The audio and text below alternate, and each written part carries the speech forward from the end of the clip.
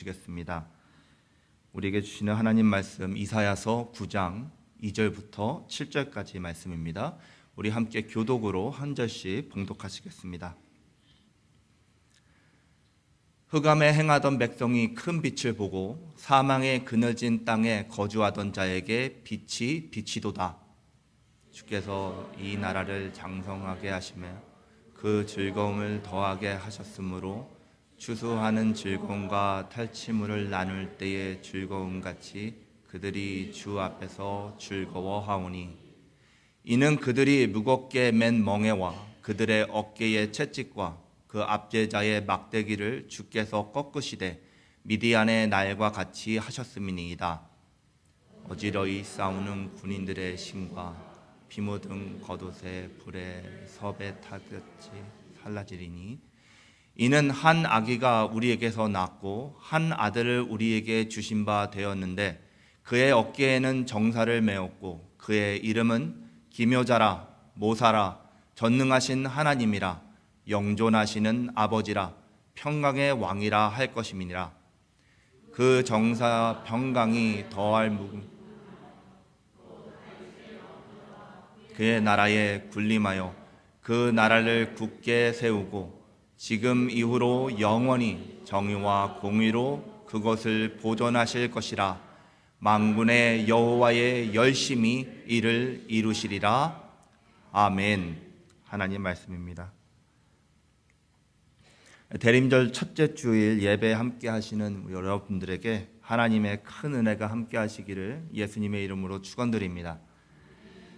대림절을 영어로 하면은 advent라고 하는데요. 도래하다, 오다, 도착하다라는 의미의 라틴어 어드벤투스라는 말을 사용한 거기에서 유래된 말입니다. 어떻게 생각하면 추수감사절이 지나고 성탄주일까지 그냥 이렇게 비어있는 시간, 지나가는 시간처럼 느껴질 수도 있습니다. 원래 근데 이 기간은요, 다시 오실 예수님을 기다리면서 또 예수님의 처음 오심을 기념하는 그런 기간입니다. 오늘부터 성탄주일까지 예수님의 초림의 의미를 우리가 묵상하면서 다시 오실 재림에 바라보는 그 신앙이 어떤 것인가에 대해서 좀 살펴보도록 하겠습니다. 여러분들도 혹시 이런 경험 있으실지 모르겠는데요. 몇 년 전에 제가 잠을 자다가 무슨 이유로 잠에서 깼습니다. 무슨 이유인지는 묻지 마시기 바랍니다. 예. 목이 말라가지고요. 근데 일어나서 목이 말라가지고 물을 마시려고 비몽사몽간에 거실로 나갔어요. 잠이 완전히 깨지도 않은 상태에서 불을 켜면은 또 가족이 또 깰까봐 불도 안 켜고 아주 조심히 더듬더듬 이렇게 걸어가는데 저희 집에 와보신 분은 아시겠지만은 저희 아파트에 와보신 분은 아시겠지만은 이 거실을 이 홀웨이를 지나서 거실을 딱 턴을 해가지고 부엌으로 들어가는 짧은 턴이 있습니다.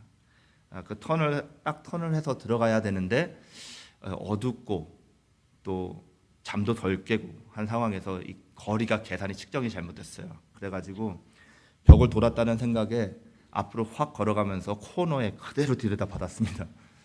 무방비 상태로 그대로 받아버렸어요. 그날 실내에서 별을 봤습니다. 반짝반짝하더라고요. 너무 아픈데 밤이고 다 잠들 자고 있고 그래서 큰 소리는 내면은 좀 그렇잖아요. 아무도 보지도 않았는데 이상하게 창피하더라고요. 그때 불현듯이 들었던 생각이 있습니다. 내가 불만 켰어도 불만 켜고 걸어갔어도 하는 생각이 불현듯이 들었습니다. 사람들이 어둠 속에서 움직이려고 할 때 가장 먼저 하는 것이 길을 찾는 것이 아니라 불을 찾게 됩니다. 왜죠? 빛이 비춰져야 방향도 알 수 있고 길도 찾을 수 있기 때문입니다. 오늘 우리가 보는 이사야서 9장은요 그런 말씀이에요. 이스라엘은 깊은 어둠, 이 영적 어둠 가운데 있었습니다. 길이 보이지 않고 있었어요. 어디로 가야 할지, 무엇을 붙들어야 할지 모르는 혼란의 시대를 지나가고 있었습니다. 그리고 하나님은 그런 시대에 먼저 빛을 약속해 주셨어요. 그것도 뭐 방법이나 사람의 방법이나 아니면 전략이나 시스템이나 아니면 사람의 지혜가 아니라 더 온전한 빛을 소개해 주십니다. 그 빛은 멀리 있는 추상적인 개념이 아니라 하나님이 보내실 한 아이, 바로 예수 그리스도이십니다. 오늘 우리는 그 빛, 그 절방 가운데, 어두움 가운데 비치는 소망의 빛을 다시 한번 바라볼 수 있기를 바랍니다. 대림절 첫 주일의 의미는요, 소망입니다. 소망. 여러분도 어떤 소망을 가지고 하루하루를 살고 계십니까? 어떤 소망을 가지고 연말을 맞으실 것이고 연초를 또 맞으실 것입니까? 이미 말씀드렸지만은 본문의 말씀이 선포되는 이 시기는요, 이스라엘이 죄와 절망으로 인해서 죄와 절망으로 어두움을 지나고 있던 시기입니다. 길이 보이지 않는 시대였어요. 2절 말씀 보시면 이렇게 기록되어 있습니다. 흑암에 행하던 백성, 사망의 그늘진 땅에 거주하는 자, 이 모든 말들이 바로 이스라엘, 하나님의 백성들을 말하고 있는 내용입니다. 어둠 속에 가리워져 가지고요, 올바른 결정도 못하고 못 내리고 있고 미래도 보이지 않고 삶이 다 무너져 버릴 것 같은 그런 상태를 의미하는 거죠. 이스라엘은 당시에 아수르 제국의 침공 위협을 받고 있었기 때문에 두려움에 떨고 있었습니다. 당시 유다 땅을 오랫동안 다스렸던 우시야 왕도 이제 죽었어요. 그래서 정치적으로 불안했습니다. 경제적으로도 흔들리고 있었어요. 거기다가 하나님을 섬기는 여호와 신앙이 약해져서 영적으로도 타락한 상황이었습니다. 백성들은 무슨 일을 해도 잘 되지 않을 것 같은 그런 암담함에 빠져 있었고요. 수렁에 빠진 것처럼 그렇게 살아가고 있던 시대였어요. 하지만 그들에게 가장 큰 두려움의 그림자는요, 하나님의 임재가 더 이상 느껴지지 않았다는 것이었습니다. 이사야는 하나님의 성전에 들어가서 그 거룩한 영광을 봤음에도 불구하고 백성의 영적 상태는 어두웠습니다. 하나님이 우리를 잊으신 것은 아닐까 하는 질문이, 만약에 그런 것을 생각이라도 하고 있었다면 그런 질문이 머리와 생각과 삶을 무겁게 눌어내리고 있었을 것입니다. 어두움의 시대는요, 당시 이스라엘만 겪는 것이 아닙니다. 이스라엘의 이야기만이 아니에요.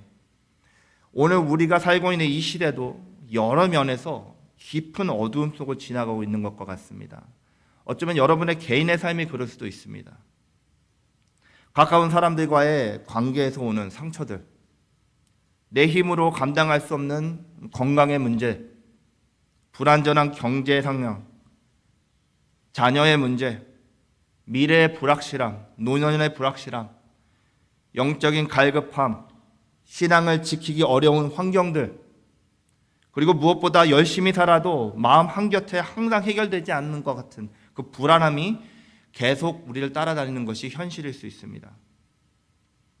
어쩌면 우리 중에 어떤 분들은요, 지난 한 주간도 땡스기빙이 있는, 추수감사절이 있는 지난 한 주간도 마음속에 도대체 이 문제는 계속해서 내가 끌고 가야 하는 것일까?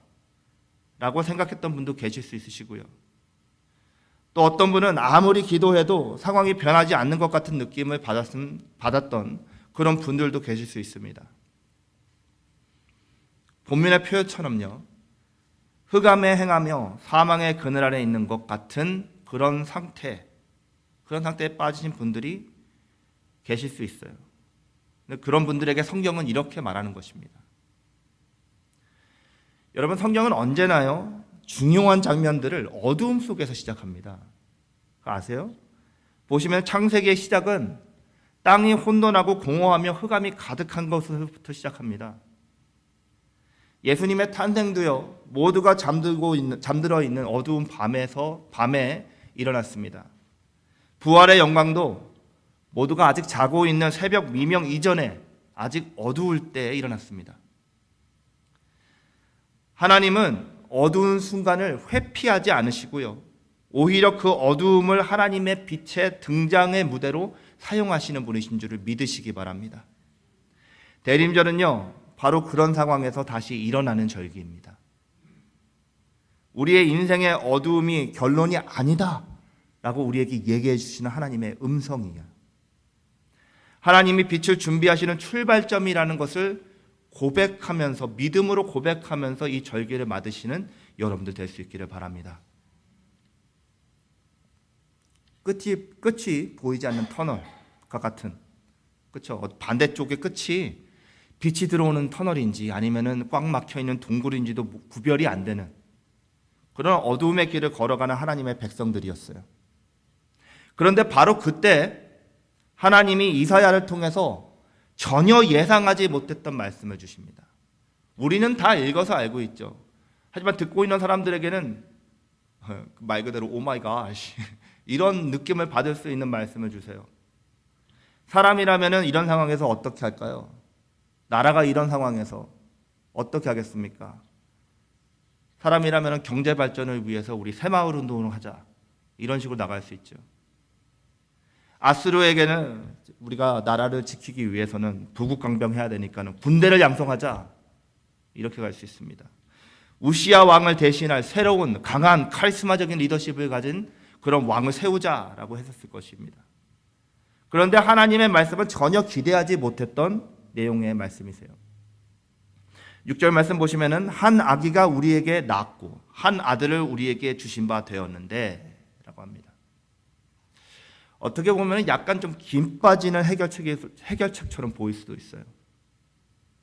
하나님의 백성들은 힘을 요구하고 해결책을 요구하고 있는데 현실의 문제를 단번에 바꿔줄 무언가를 기대하고 있었을 것입니다. 그런데 하나님은 아기를 보내주시겠대요.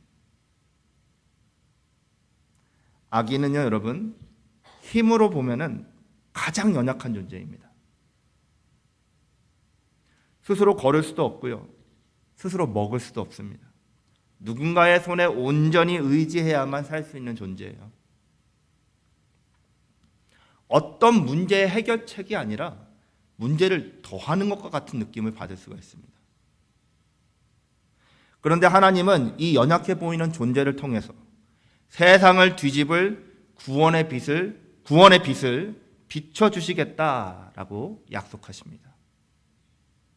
성경에서 보면은요, 하나님은 항상 작은 것에서 큰 일을 시작하는 것을 볼 수 있어요. 하나님은 이 사람의 눈에는 작아 보이는 것으로 하나님의 위대한 일을 시작하시는 것을 보여줍니다. 여러분들, 모세는요, 왕궁에 있을 때 부르심을 받은 것이 아닙니다. 미디안 광야에 있을 때 부름을 받았습니다. 사무엘이 형제들 중에 한 명을 기름 부어서 왕으로 세우려고 갔을 때 맞은 엘리압이 아니라 막내인 다윗, 작은 다윗에게 기름을 붓습니다. 엘리야의 사역을 이어갈 사람도 화려한 곳에서 준비된 사람이 아니라 밭을 갈고 있었던 엘리사입니다. 예수님 자신도 아주 초라한 마국간에서 태어나셨어요. 하나님의 방식은 언제나 사람의 계산을 넘어섭니다, 여러분. 왜요? 하나님은 스스로 결과를 만드실 수 있는 분이시기 때문입니다. 우리가 못하는 사람들이 꼭 장비 트집을 잡잖아요. 낚시를 좋아하시는 분들은 뭐 이렇게 낚싯대가 안 돼서, 테니스를 치러 나가면은 이렇게 테니스 라켓이 안 좋아서, 골프 좋아하시는 분들 계시는데 골프채가 안 좋아서 오늘은 골프채가 말을 안 듣는다. 그게 아니죠. 실력인데. 우리의 방식은 언제나 사람의 계산을 하지만 하나님은 사람으로 계산하지 않으세요. 왜냐하면 스스로 결과를 창조할 수 있는 분이시기 때문입니다. 이사야는 한 아기라고만 하지 않습니다. 우리에게서 낳았다라고 하고요. 또 뭐라 그러냐면 우리에게 또 주신 바 되었다라고 얘기를 해요. 우리에게서 낳았다라고 하고 우리에게 주신 바 됐다. 여기에는 두 가지 의미가 있습니다. 먼저 낳고라는 단어에서 우리가 보면은 이 아기의 인성, humanity, 사람인 것을 볼 수 있어요. 강조하는 것이죠. 세상의 빛으로 오시는 메시아는 갑자기 어디서 뿅 하고 나타나시는 분이 아니라 인간의 몸을 입고 태어나신 분이십니다. 우리와 같은 몸, 같은 연약함을 입고 오셔서 우리의 모든 아픔을 친히 겪으셨어요. 히브리서 4장 15절 말씀입니다. 우리에게 있는 대제사장은 우리의 연약함을 동정하지 못하시리가 아니요 모든 일에 우리와 똑같이 시험을 받으신 이로되 죄는 없으시도다. 아멘. 그래서 빛으로 오신 주님은요, 우리의 편으로 오셨고 우리를 아시고 우리를 대변해 주시는 분이십니다. 다음으로 한 아들을 우리에게 주신 바 되었다라고 얘기를 해요. 이 말씀은 메시아의 신성을 강조하는 표현입니다. 우리에게 태어나신 분은 그냥 우리랑 똑같이 태어나신 분이 아니라 우리에게 주신 분이세요. 우리에게 주실 그 빛으로 오신 아기는 인간의 자손으로 자연적인 절차대로 태어났지만 하나님께서 보내주신 선물이며 하나님이 직접 주권적으로 주시는 구속의 시작을 의미하는 분이십니다. 우리 모두가 잘 아는 요한복음 3장 16절 말씀 어떻게 시작하죠? 하나님이 세상을 이처럼 사랑하사 독생자를 주셨으니. 여기서 하나님께서 주신 그 독생자가 바로 예수 그리스도이시며 오늘 본문에 말씀한 한 아기이십니다. 이 둘이 함께 할 때 낳고 우리에게 주신 바 되신 분이 이 둘이 함께 할 때 하나님께서 우리에게 주신 빛으로 오신 아기가 누구인지를 우리가 가장 잘 알 수 있게 되는 것입니다. 완전한 인간이시며 동시에 완전한 하나님이신 분, 이분이 바로 우리가 믿는 구원자이신 예수 그리스도이십니다. 여러분 한번 가만히 생각해 보세요. 왜 하나님은 전능하신 모습으로 오지 않으시고 아기의 모습으로 오셨을까요? 왜 빛이 가장 어두운데 가장 약한 모습으로 찾아오셨을까요? 먼저는 우리와 가까이 하시기 원하시기 때문입니다. 만약에 하나님이 천군 천사를 동원해서 영광과 권세 가운데 처음부터 오셨다면 아마 사람들은 두려움에 엎드리기만 했을 것입니다. 어쩌면 도망 다녔을 수도 있어요. 여러분, 사람들이 어두운 곳에서 빛에 노출이 되지 않은 눈을 가지고 있다가 혹시 7, 80년도에 오락실을 다녀보신 분들은 아실 수 있으실 거예요. 오락실 안은 캄캄합니다. 불을 안 켜놔요. 바깥에 낮인지 밤인지도 분간이 못하게 틴트로 다 막아놓습니다. 예. 왜냐하면 들어오면 시간 가는 줄 모르게 만들기 위해서 그렇게 만들어 놓는 거예요. 그러면 애들이 들어가가지고 그 화면만 들이다 보고 있다가 갑자기 엄마가 호출을 하신다든지 아니면 집에 돌아갈 시간이 돼가지고 문을 딱 열고 나올 때 바깥에 전혀 모르시는 것처럼 저를 쳐다보시고 계시는데, 예, 다 한 번씩들은 해보시지 않으셨나요? 딱 문을 열고 나올 때 그 태양빛이 눈에 확 들어오면 어떻게 되죠? 눈부셔가지고 막 이러고 빛을 피합니다. 아마 하나님께서 밝은 빛으로, 너무나도 환한 빛으로, 영광의 빛으로 찾아오셨다면 우리도 아마 그랬을 것입니다. 빛을 피해서 도망갔을 거예요. 그런데 아기로 오셨기 때문에 누구든지 가까이 갈 수 있게 하셨습니다.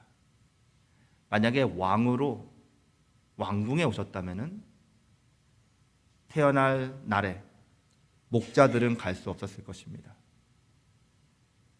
아이들도 가까이 갈 수 없었고요. 만약에 영광의 왕으로 오셨다면 죄인들도 가까이 함께 가서 먹고 마실 수 없으셨을 것입니다. 없었을 것입니다. 여러분, 빛이 우리를 압도하는 방식이 아니라 우리의 곁에 와서 우리를 안아주시는 방식으로 찾아오신 것입니다. 지금도 어마어마한 불로 우리를 압도하시면서 이 자리에 찾아오실 수 있으시지만 하나님은 우리와 가까이 다가오시기 위해서 빛으로 임하십니다. 다음으로 우리가 겪는 연약함을 경험하고 또 위로하시기 위해서 아기로 찾아오셨습니다. 예수님은 아기로 태어나셨고 유년 시절을 갈릴리 지방 나사렛 동네에서 보내셨어요. 청년이 되셨고 배고픔을 경험하셨고 유혹을 받으셨고 또 인간의 눈물과 아픔을 모두 다 경험하셨습니다. 히브리서 2장 17절 말씀에서 이렇게 기록합니다. 그러므로 그가 범사의 형제들과 같이 되심이 마땅하도다 라고 말해요. 성경은 그 이유를요, 신실한 대제사장이 되어 백성의 죄를 속량하려 하심이라 라고 말씀합니다. 그러므로 우리의 연약함을 아시는 소망의 빛이 되신 것입니다. 우리의 고통을 멀리서 지켜보면서 너희들 똑바로 못하겠니? 제대로 해보라고 이렇게 다그치시는 분이 아니시라 그 고통의 중심의 한복판으로 들어오셔서 빛으로 비춰주시는 분이 바로 아기로 오신 예수 그리스도이심을 믿으시기 바랍니다. 그 연약한 아기로부터 십자가의 구원과 부활의 승리가 시작되었습니다. 빛은 어둠의 바깥에서 번쩍이면서 내려오신 것이 아니라 어두움 안에 심겨지셔서 조용히 어두움 안에서 비춰지셔서 퍼져가는 방식으로 어둠을 이기셨습니다. 구원은요, 세상 밖 어디에선가 만들어져서 이 땅에 그냥 뚝 떨어진 것이 아니라 우리의 연약함을 아시고 몸소 겪으신 빛 대신 구원자께서 친근하게 다가오셔서 세상 가운데 이루셔서 우리에게 값없이 주신 은혜인 줄로 믿습니다. 지금까지 말씀드린 이 내용은요, 우리의 현재의 삶과 실제적으로 깊이 연결되어 있는 말씀입니다. 사람들이 바라는 건요, 즉각적인 어떤 내 문제에 대한 해결과 상황의 변화, 어떤 강한 개입으로 들어오셔서 확 다 엎어버리시는 그런 것을 원하죠. 그런데 하나님은 종종 아기같이 작고 연약한 시작으로 우리에게 소망을 주시기 시작하십니다. 작은 감동, 우리가 드릴 수 있는 작은 순종, 작은 변화, 어떤 작은 한 문장의 말씀, 우리가 드리는 작은 기도의 응답을 하나님께서 허락하셔서 역사하십니다. 사람들은 이런 작은 것들을 대수롭지 않게 여깁니다.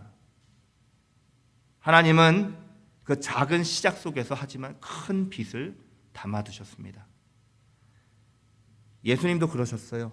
지상 최대의 구원의 역사의 전환점이시고 인류의 소망이신 분이 아기의 울음소리와 함께 찾아오셨습니다. 우리 삶에서 하나님이 주시는 작은 시작들을 여러분들 소중히 여기시길 바랍니다. 이거 가지고 뭘 하겠어. 여러분, 2 렙돈을 예수님께서 칭찬하셨고요, 5병이어로 5,000병을 먹이셨습니다. 작은 것을, 작은 시작을, 작은 믿음을 소중하게 여기시기 바랍니다. 그 작은 빛 하나가 마치 새벽에 떠오르는 첫 빛처럼 삶의 전체를 비춰주는 변화의 시작이 될 것입니다. 이사야가 말한 한 아기는요, 귀엽고 연약한 존재가 아니라 소망의 씨앗을 말하는 것입니다. 그 아기를 통해 빛이 시작되었고, 그 아기를 통해서 세상이 바뀌었고, 그 아기를 통해서 우리가 구원을 얻었습니다. 그리고 그 아기를 통해서 시작되는 이 빛은 지금 이 순간에도 우리의 삶 속에서 여전히 비춰지고 있는 줄로 믿습니다. 우리들이 어두움 속에 던져진 것처럼 느껴질 때, 기도해도 아무런 변화가 일어나지 않는다라고 느껴질 때, 하나님이 침묵하시는 것처럼 느껴질 때도 기억하시기 바랍니다. 하나님의 소망은 언제나 작고 연약한 모습으로 시작되지만 그 빛은 반드시 어둠을 이기고 승리하는 빛인 줄로 믿습니다. 오늘 그 빛을 바라보고 나아가는 우리 사랑하는 성도님들 될 수 있기를 바랍니다. 그런데 오늘 말씀은 여기서 끝나지 않아요. 6절 말씀 계속 보시면 이 한 아기가 세상의 빛, 우리의 구원자께서 어떤 분으로 오셨는지 우리에게 설명해 주고 있습니다.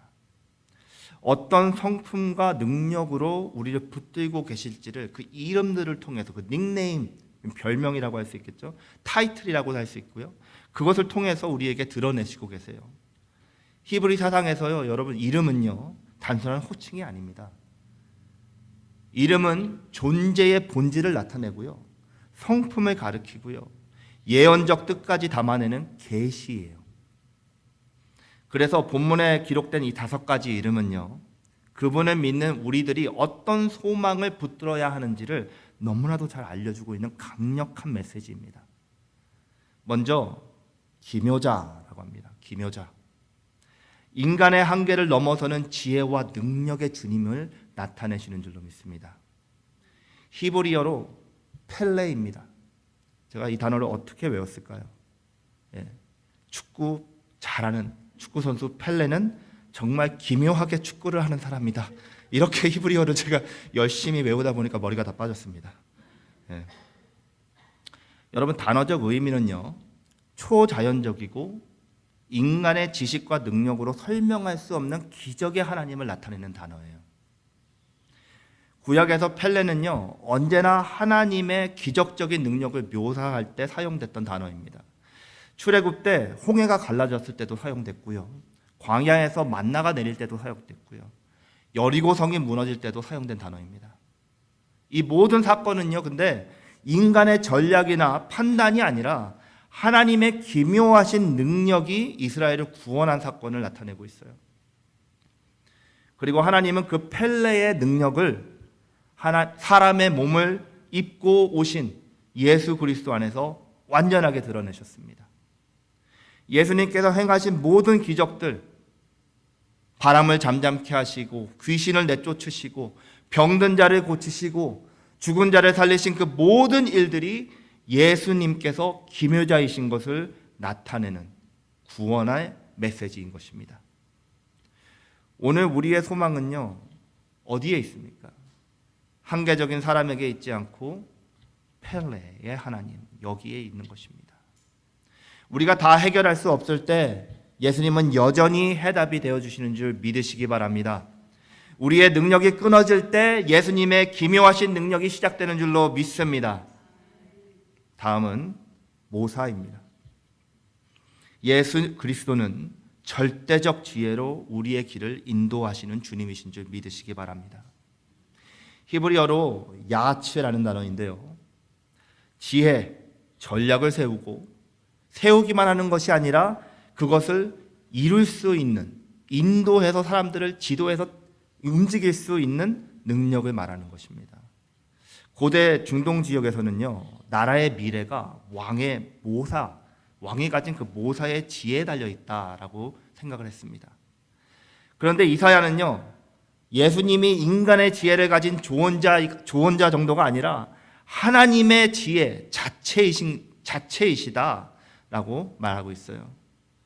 고린도전서 1장 24절을 보시면은요, 이렇게 기록되어 있습니다. 오직 부르심을 받은 자들에게는 유대인이나 헬라인이나 그리스도는 하나님의 능력이요 하나님의 지혜시니라. 아멘. 구원의 지혜를 알지 못했던 이 세상은 예수님은 유대인들에게나 헬라인에게나 하나님의 지혜이십니다. 우리가 살고 있는 이 시대는요, 혼란의 시대라고 많이 얘기합니다. 정치도 혼란스럽고 경제도 혼란스럽고 문화나 윤리도 이제는 옳고 그른 것도 혼돈스럽습니다. 혼란입니다. 그런데 예수님의 제자들은, 예수님의 백성들은, 하나님의 백성들은 혼돈 속에서도 길을 잃지 않아요. 왜요?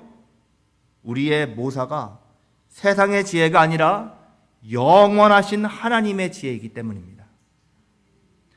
우리가 주님께 묻고 말씀 앞에 엎드리고 성령의 인도하심을 구할 때 주님께서는 언제나 우리의 길을 굳게 하실 줄을 믿으시기 바랍니다. 다음 이름은 전능하신 하나님입니다. 우리의 소망 되시는 예수님은 절대적 능력으로 우리를 붙드시는 주님이십니다. 여기서 사용된 히브리 단어 엘기보르는요, 하나님에게만 사용되는 하나님의 고유적인 칭호입니다. 그냥 힘세다, 능력이 강하다 정도가 아니라요, 전쟁에서 승리하는 하나님의 절대적인 능력을 묘사하고 있습니다. He's a mighty warrior. 한마디로 적이 없다라는 거예요. 적이 없다라는 거예요, 하나님에게는. 근데 이 이름이 용사가 아니라 한 아기에게 주어졌다라는 이 사실 자체가 놀라운 일이죠. 용사를 보고서는 엘기보르 그러면은 말이 된다라는 거죠. 적이 없으니까. 근데 지금 한 아기에게 주어졌습니다. 아기 같은 연약함 속에 엘기보르의 능력이 숨어 있다라는 것은 우리 사람이 보기에는 좀 모순되죠. 말구유의 그 연약함 속에 능력이신 분이 임하셨습니다. 십자가의 죽음 속에 생명의 충만함이 흘러넘치셨습니다. 무덤의 침묵 속에 부활의 영광의 찬양이 가득했습니다. 우리는 종종 하나님, 저는 너무 연약합니다. 저희 교회는 너무 작고요. 저희 가정은 너무 가난하고요. 이러면서 기도할 때가 있습니다. 겸손의 기도죠. 그러면 괜찮습니다. 교회를 위해서 쓰임받기에는 너무 능력이 없고, 가정을 위해서 쓰임받기에는 너무 늦은 것 같고, 이웃을 위해서 쓰임받기에는 너무나도 연약하고 부족한 사람이다 라고 생각을 합니다. 그래서 무엇을 하려고 해보기도 전에 엄두가 나지 않아서 포기하고 돌아섭니다. 그때 주님은 돌아서는 우리들에게 네가 연약할 때, 네 생각에 네가 부족할 때, 늦었다고 생각이 들고 엄두가 나지 않을 때 오히려 내가 강하게 역사하니까는 돌아서지 말라라고 말씀하십니다. 한 분 아멘 하셨습니다. 여러분 아멘입니까? 하나님이 여러분들 안에서 강하십니다. 근데 문제는 우리는 너무 빨리 돌아서기 때문에 주님이 하시는 말씀도 못 들어요. 그러니까 여러분들에게 부탁을 드리겠습니다. 포기하는 순간에 좀 천천히 포기하시기 바랍니다. 예. 돌아설 때 좀 천천히 돌아서시기 바랍니다. 하나님의 말씀도 들어보시고요. 기도도 더 많이 해보시고요. 귀 기울여 보시면서 돌아서시기 바라요. 그래서 우리의 소망은 우리의 개인의 능력이 아니라 전능하신 하나님이신 예수 그리스도임을 깨닫고 담대하게 나아가는 우리 사랑하는 성도님들 될 수 있기를 바랍니다. 다음 이름은 영존하시는 아버지입니다. 변함없이 우리를 보호하시고 돌보시는 아버지이십니다. 히브리어로 아비 아드, 아버지의 마음이라는 의미도 있습니다. 근데 그냥 아버지의 마음 이래버리면 좀 감동이 없잖아요. 변하지 않는 보호자, 영원하신 공급자라는 의미입니다. 이 표현 안에는요, 통치적인 의미가 있습니다, 여러분. 인생을 살다 보면은요, 부모의 연약함을 점점 많이 보게 됩니다.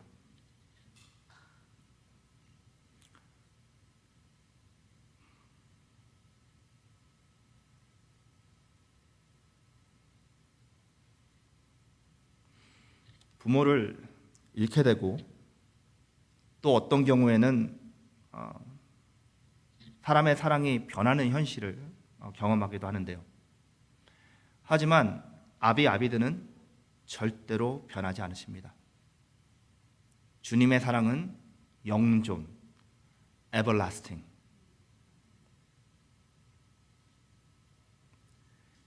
예수님께서 요한복음 10장 28절에서 내 손에서 능히 빼앗을 자가 없느니라 라고 말씀하셨습니다.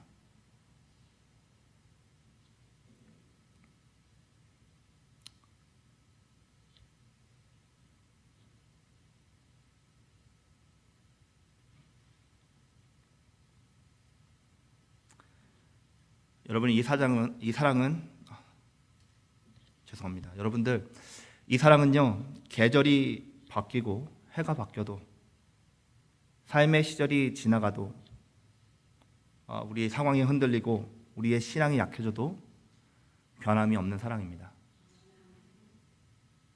우리가 흔들려도 우리의 빛 대신 한 아기 예수 그리스도의 사랑은 흔들리지 않는 것을 믿으시기 바랍니다.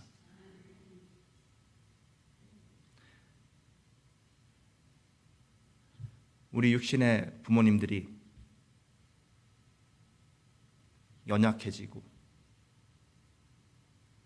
아파하실 때도 우리 하나님은 우리 연약하신 우리 부모님과 우리를 강하게 사랑으로 붙드시고 움직여 주시는 줄 믿으시기 바랍니다.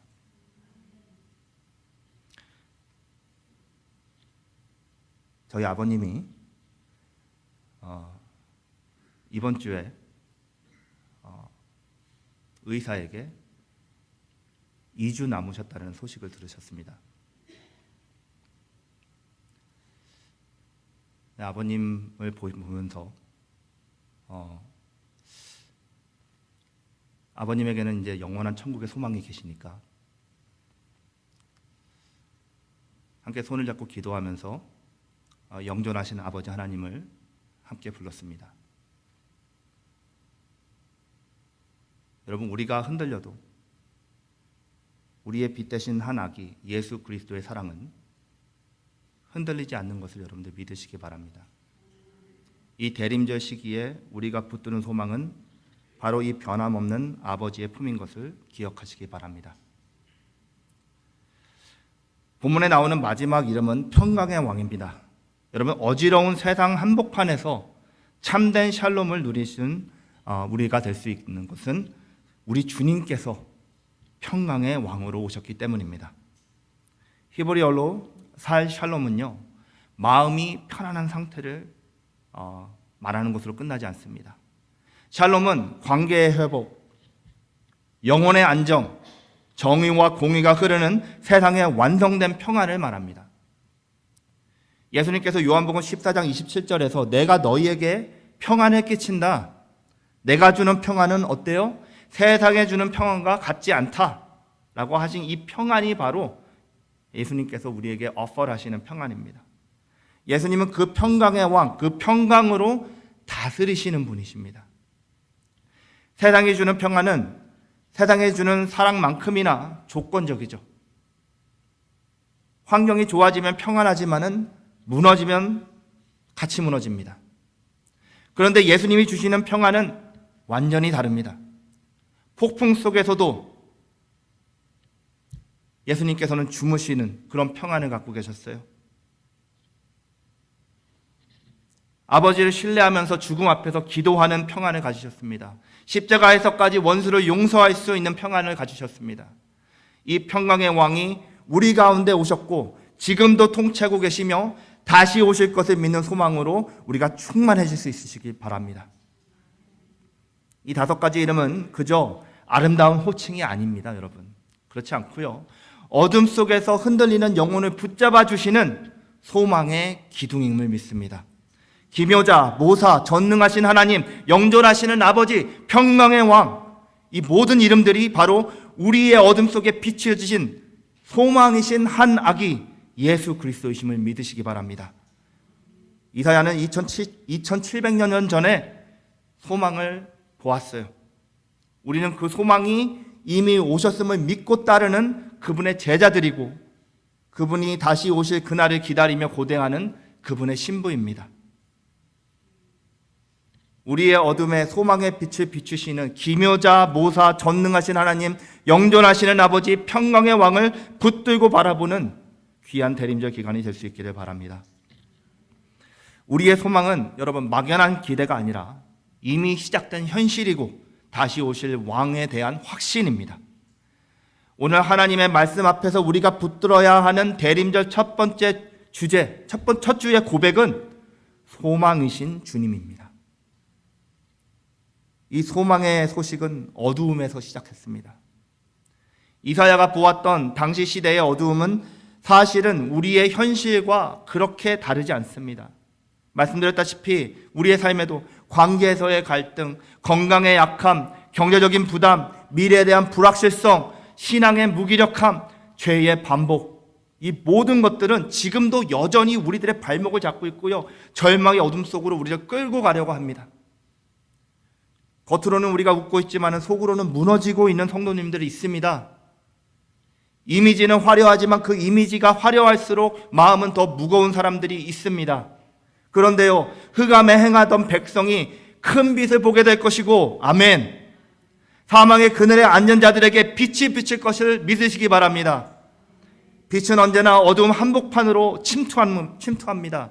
오늘도 빛 대신 주님은 우리의 삶 안에 들어오셔서 비추시기를 원하십니다. 소망은 상황이 좋아질 것 같은 느낌이 아니에요, 여러분. 소망은 감정이 아니라 인격이고 사건이고 약속입니다. 소망은 인격이신 예수 그리스도이시고 그가 오신 사건이고 그가 다시 오신다라는 약속에 대한 확신인 줄로 믿습니다. 우리가 가진 어떤 종교적인 막연한 기대를 소망과 헷갈리지 않으시기 바랍니다. 소망은 이미 우리 안에 임하신 예수님이시고 성령님을 통해서 역사하시는 하나님의 일입니다. 그리고 이 소망은 점점 사라지지 않고 점점 더 확정되어 갑니다. 절망의 상황들이 생길수록, 어둠이 더 짙어질수록 더 간절해지고 더 충만해지는 것이 참 소망인 줄로 믿으시기 바랍니다.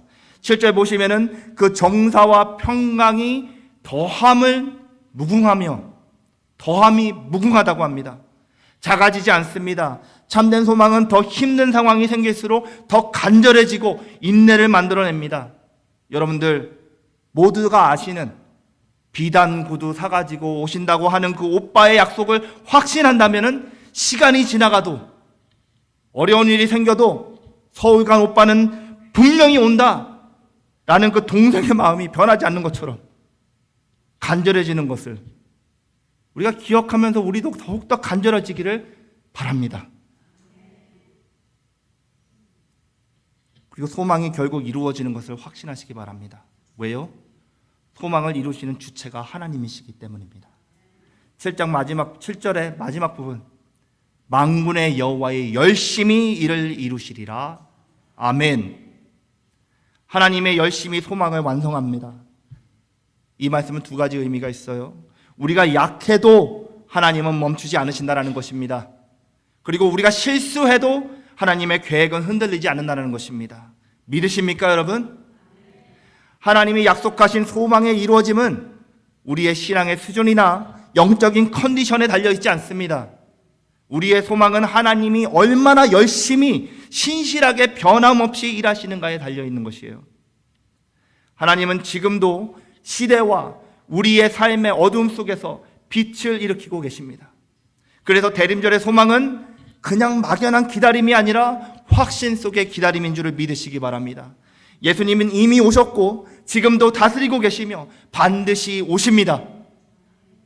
우리는 그 사이를 살고 있지만 그 사이가 불확실한 공간은 절대로 아니에요.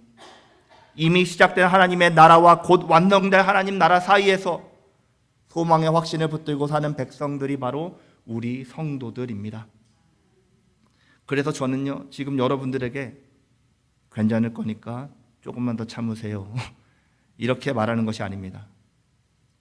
성경은 우리들에게 지금 우리가 겪는 어떤 어두움도 빛 대신 주님을 이길 수 없다라고 선포하는 것입니다. 이것이 대림절의 소망입니다. 여러분, 어두움을 두려워하지 마세요. 빛 대신 주님은 이미 오셨습니다. 그리고 지금도 비추고 계십니다.